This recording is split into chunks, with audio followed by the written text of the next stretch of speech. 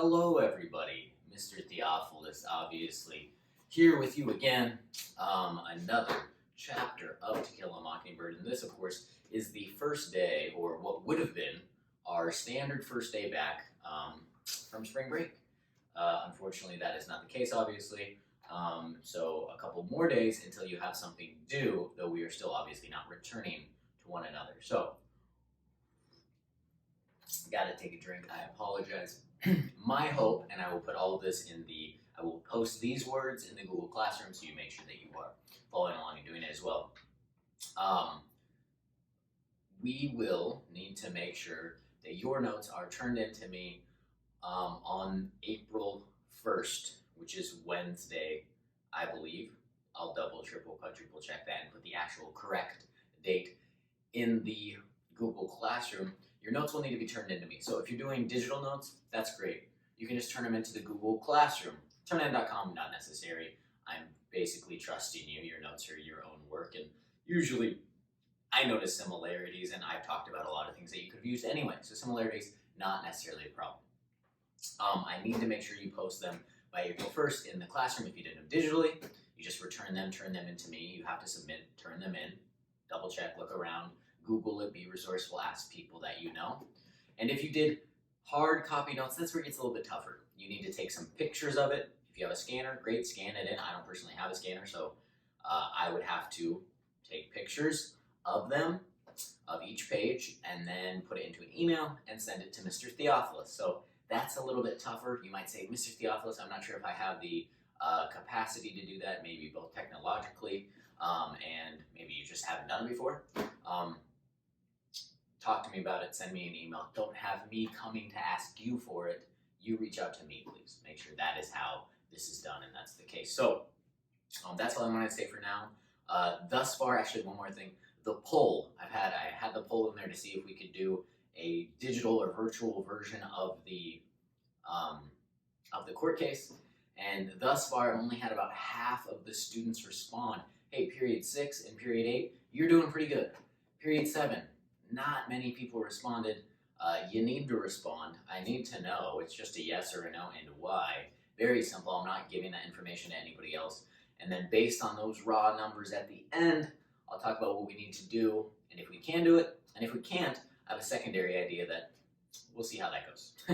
All right, for now, let's go ahead and just jump into chapter 27 of this text. Another short chapter, go ahead and quickly get through it with you. So, chapter 27 of the text. Things have officially settled down since the Tom Robinson trial, at least in terms of the town mostly returning to normal. A couple strange things have begun to take place, though, and Scout, the narrator, tells them to us.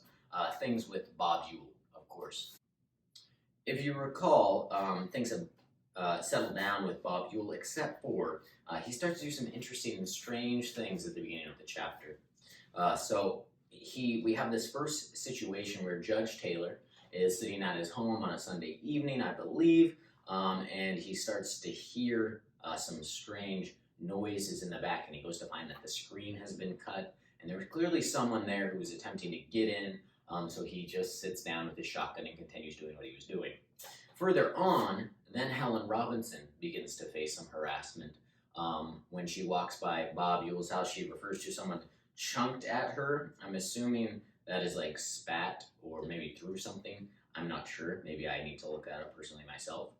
And to the point that it starts to cause issues, and she's working for Mr. Link Dees now, who is, of course, helping her out due to her their connection to Tom Robinson, both of their connection.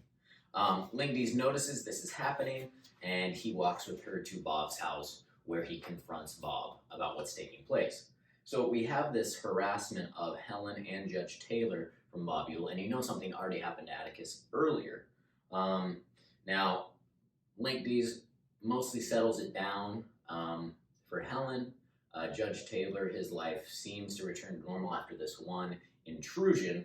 And we kind of get Atticus and Aunt Alexandra talking about what's going on, why he's doing this, because word gets around the town, they know what's happening. He knows what happened to him, he knows what happened to the two of them, and they're discussing what's going on.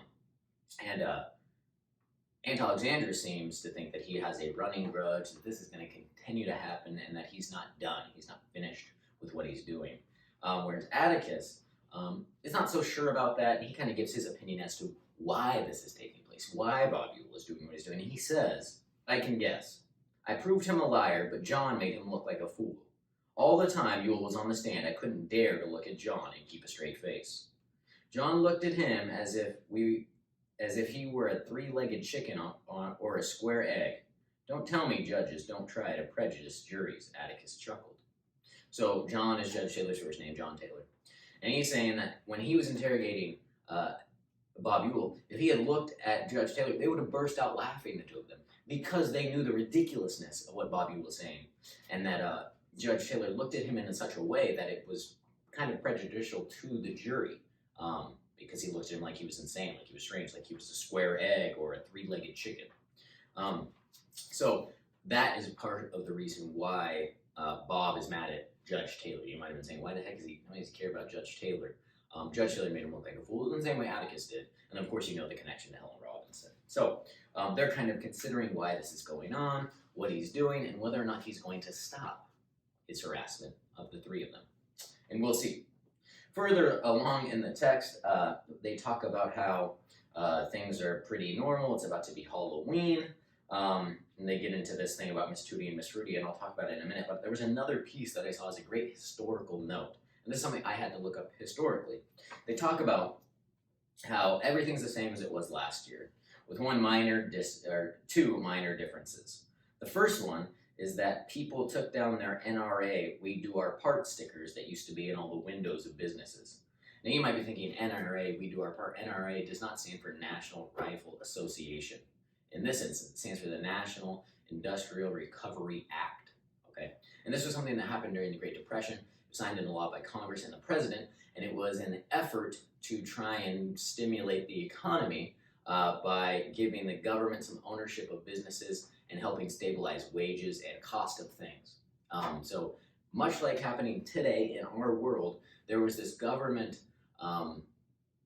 action to attempt to stimulate, promote the economy, and try and help the world and the United States as a whole stay in a safe and okay place when it comes to the economy. Because if the economy crashes, much like it did in the Great Depression and the Great Recession, it is very problematic for many, many, many, many people, as it's currently starting to be today. Like literally today and last week and next week as well, I'm sure. So this is a historical note that kind of connects it to a time. And they talk about, he says, I asked Atticus why the stickers are all gone. And he said it was because the National Recovery Act was dead. I asked who killed it. He said 9 old men. Now he's talking about the political leaders because they deemed it unconstitutional because it promoted monopolies. If you don't know what a monopoly is, it's not just a game that kids play. It's a thing. You should look into what a monopoly is. Very interesting thing. Monopoly is technically illegal, but not necessarily illegal when it comes to technology. They haven't been able to litigate that yet. So they deemed this act, the National Industrial Recovery Act, unconstitutional. That's why all those stickers are gone. So that's one big change that's happened. The other big change is that they're not allowed to go trick-or-treating. The kids aren't allowed to go out on Halloween due to this thing that happens with Miss Tootie and Miss Fruity. And you probably read this part and you're like, what in the world is going on? So Miss Tootie and Miss Fruity, I believe, are older blind women who on a Halloween years prior had been getting like harassed and messed with. I think someone breaks in their house and pulls like a prank on them. And it gets reported to the police, and they assume it's children. They can't exactly find out who it is. They try to round a whole bunch of people up, and it eventually leads them to instituting some type of curfew on Halloween in the future, which is now this year that they're in, and now the kids can't go trick-or-treating, can't do anything fun. So then the school puts on a school play. They're going to do a school play on Halloween rather than have the kids out doing other stuff. And that is where our story continues from. All right, take a drink. I've been drinking a lot more coffee these days instead of tea. Almost strictly coffee at home, no tea. I don't know, it's not good for me, gang, but we all have our vices. So, as they are getting ready for this school play, Scout is in the school play, and she is playing pork, a big hunk of pork. Okay, that is her role in the school play. So she has to get a costume made. She's gonna go and do it. She thinks the whole family's gonna come see her. Atticus is really tired, so he's not gonna go. He's been in, I Meridian doing legal work all week. Aunt Alexandra's not going to go. Calpurnia, I believe, is not around at the time, not going to go. So Jem is just going to escort her to the school play. You know where they live at this point. If we were in the classroom, I'd run over to the map and I'd point at where the school is versus the Finch house. I would do all that. I can't do that now, but you could look one up. So they're relatively close. He's going to walk her over in her pork costume, and then they're going to go ahead and go through the play. The last thing I wanted to read to you, though, at the very end of this chapter, very, very, very end, is that they are going to go to the pageant. It's just going to be Jem and Scout, really. And she says, the last lines here, she says, after that, didn't matter whether they went or not. Jem said he would take me. Thus began our longest journey together. All right, now obviously, she's not talking about longest distance-wise, because we know the distance from school and home is something that they travel every day, twice a day during the school year.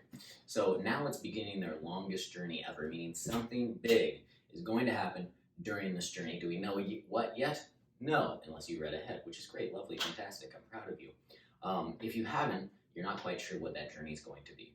And that will have to come forward in a subsequent video by me, or you could just read it, of course. And I'll go ahead and analyze some notes with you for that one as well. All right, that's the end of chapter 27, folks. A little bit of a cliffhanger, wondering, hey, what the heck is going to happen?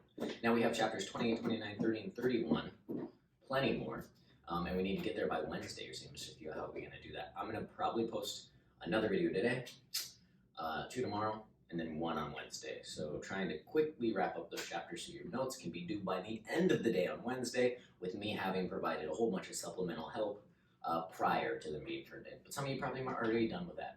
And then I'll be able to talk about future assignments, what those will look like, how those will be graded, if they'll be graded, and what we should do prior to April 28th when I'm sure another big decision is coming down the pipe from the Oregon Department of Education and David Douglas.